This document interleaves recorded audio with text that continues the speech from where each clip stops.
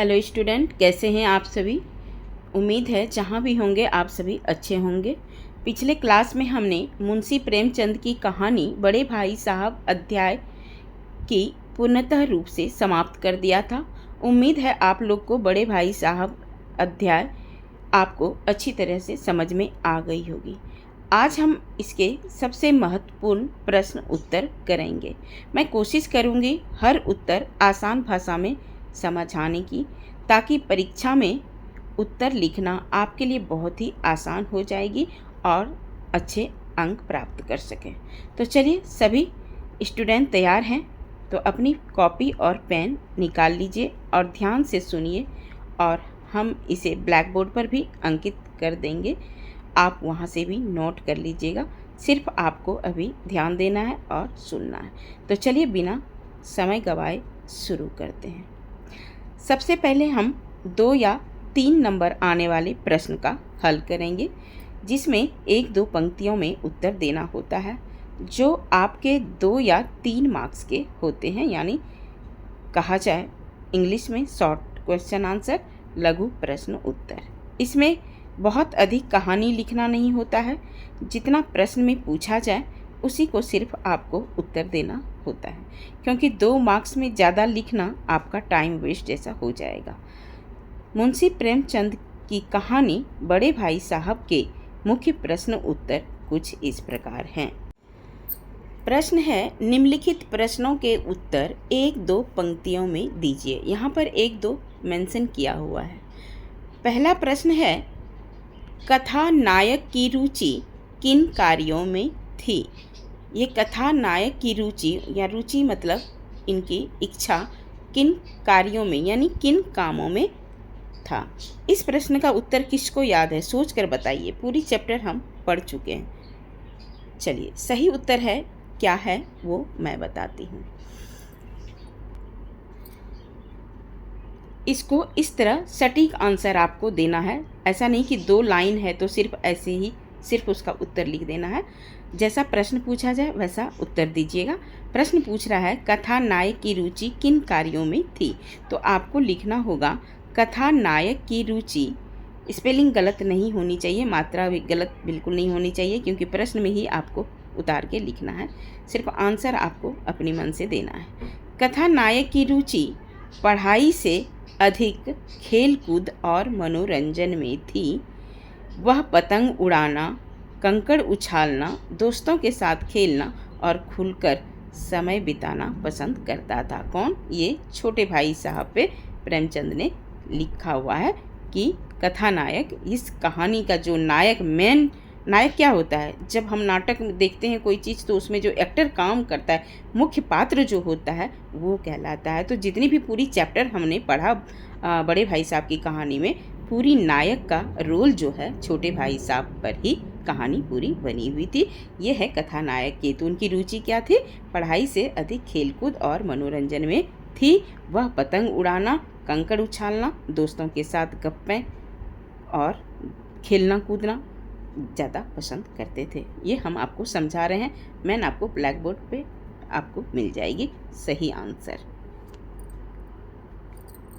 चलिए, दूसरा प्रश्न कहता है, बड़े भाई साहब छोटे भाई से हर समय पहला सवाल क्या पूछते थे। सिर्फ यहाँ प्रश्न पूछ रहा है, पहला सवाल क्या पूछते थे। तो क्या पूछते थे बताइए, किसी को याद है?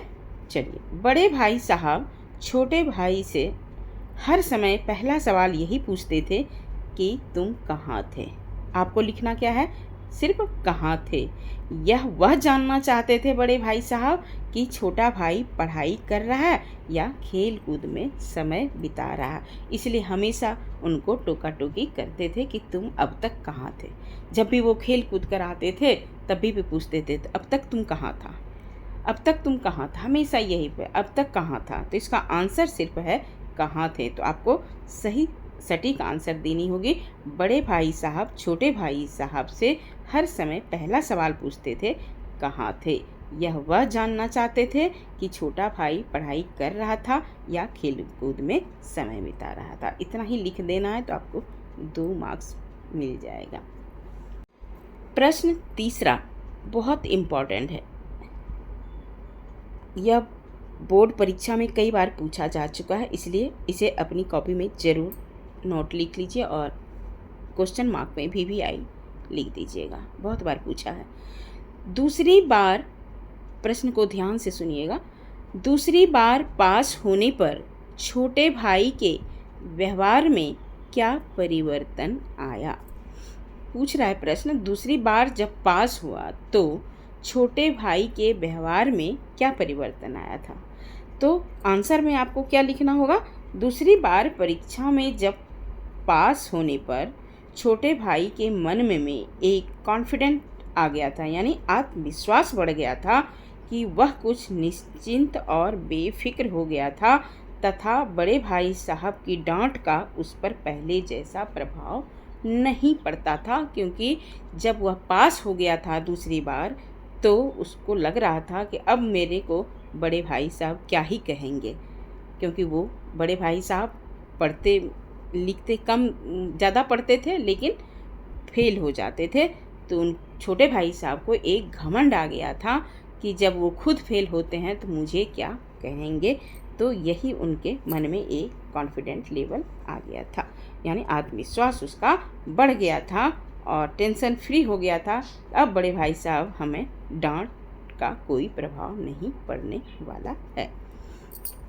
चलिए, अगर यह उत्तर समझ में आ गया है तो अब अगले महत्वपूर्ण प्रश्न की ओर बढ़ते हैं। नंबर 4। प्रश्न 4 कहता है कि बड़े भाई साहब छोटे भाई साहब से उम्र में कितने बड़े थे और वे कौन सी कक्षा में पढ़ते थे। बहुत इम्पॉर्टेंट है। इसमें 2 प्रश्न एक ही में है, लेकिन सिर्फ उम्र पूछ रहा है और कक्षा की बात हो रही है।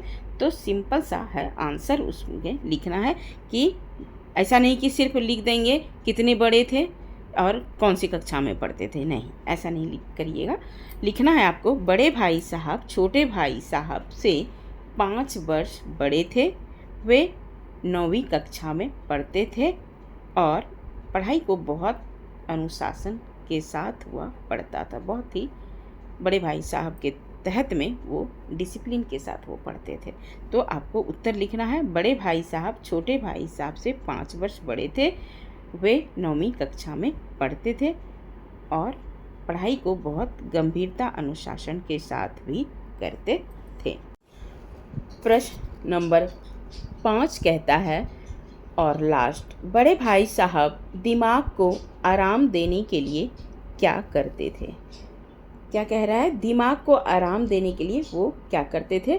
बड़े भाई साहब पढ़ाई से जब थक जाते थे तो दिमाग को आराम देने के लिए वो क्या करते थे, कॉपी पे अपनी नोटबुक के हाशियों में यानी साइड में हाशियों पर कभी चिड़ियाँ, कभी बिल्लियों, कभी कुत्तों का वह तस्वीर बनाता था, यानी पिक्चर बनाता था और एक ही शब्द को बार बार सुंदर अक्षर में लिखते थे और कभी चित्र बनाते थे और तरह तरह के वे शब्द भी लिखते रहते थे।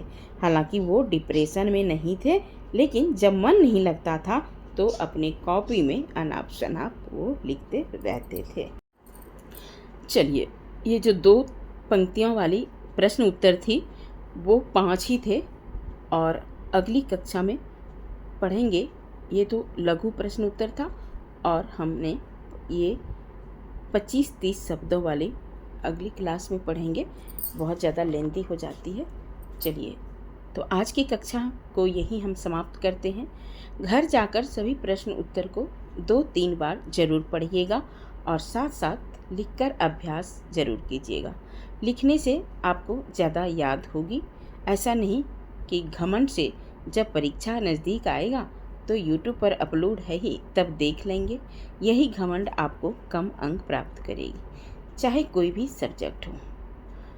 इसलिए अभी से पढ़ने और लिखने का अभ्यास कीजिएगा तो 100% गारंटी है कि फेल तो नहीं होइएगा, लेकिन अच्छे अंक भी प्राप्त होंगे। तो चलिए, मिलती हूँ अगली क्लास में। हम इसी अध्याय से बाकी महत्वपूर्ण प्रश्न और अभ्यास को करेंगे। तो आज की क्लास में यही ख़त्म करती हूँ। मिलती हूँ नेक्स्ट क्लास में। तब तक के लिए take care and bye bye.